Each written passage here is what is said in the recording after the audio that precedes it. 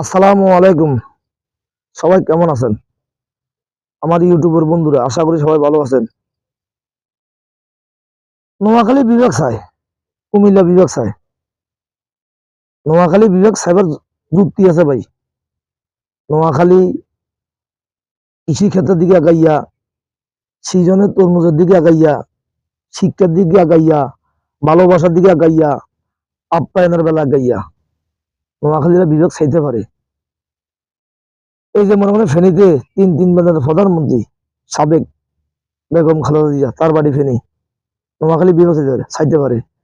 লক্ষ্মীপুর মাইজদি ফেনী আমরা bye bye, আমাদের আপ্যায়নের কোনো শেষ নাই।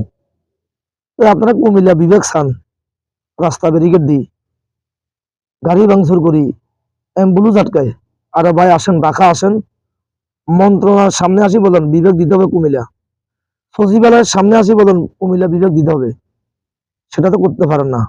ওই বাড়ির ঘাটাকে ওই ছাই দিয়ে মায়ালা দিচ্ছে, কয় কাবিনেট দিয়ে তোর বাতার খাইতাম নয়।